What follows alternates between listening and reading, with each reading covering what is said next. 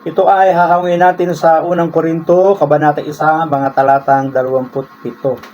Ang sabi dito, pinili ng Diyos ang mga bagay na kahangalan sa sanlibutan upang hiyain ang matatalino. Sabi po ni Pablo ay pinili ng Diyos ang mga bagay na kahangalan sa sanlibutan upang hiyain ang matatalino. Totoo din naman eh.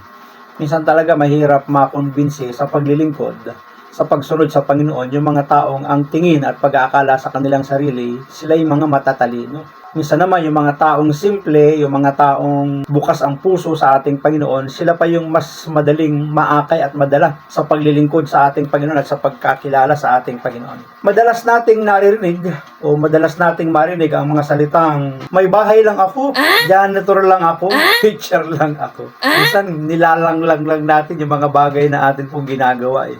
Na minsan malaking tulong, di ba? Malaki ang ginagampanan natin bilang isang may bahay, bilang isang janitor, or bilang isang guro o sa mga estudyante. Minamaliit natin yung mga gampanin at mga tungkulin. Kaya nga sa mga gawain hindi pwede nating maliitin sa mga simbahan, hindi natin pwedeng maliitin yung mga tagawalis, yung mga tagapaglinis, di ba? Hindi natin pwedeng maliitin yung mga inutos-utusan nating magsalansan ng bangko dahil kung wala sila, mahihirapang gumawa yung mga nagli-leader, yung mga namumuno, yung mga nag-aakalang importante sila. Kaya hindi natin dapat minamata, hinahamak yung mga maliliit nito sapagkat mas pinipili sila ng Diyos sa mga paglilingkod, sa mga gawain ng Panginoon para ipahiya ang marunong, ang matatalino.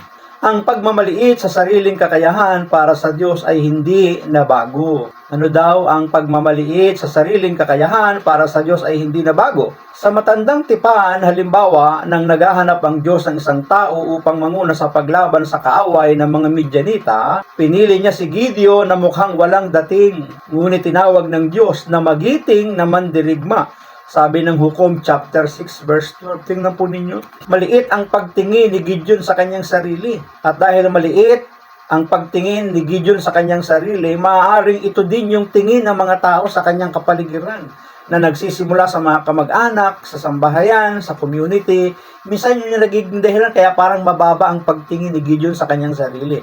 Pero pagdating sa Diyos, iba eh. Ano ang sabi ng Diyos sa kanya? Isang magiting na mandirigma. Bakit siya magiting na mandirigma? Bakit? Kapag siya'y binigyan ng kapangyarihan ng Diyos, hindi ba siya magiging magiting na mandirigma kapag siya'y binigyan ng kapangyarihan ng ating Panginoon? Kapag tinawag ka ng Panginoon, kapag tinawag tayo ng Diyos, magiging magiting ka.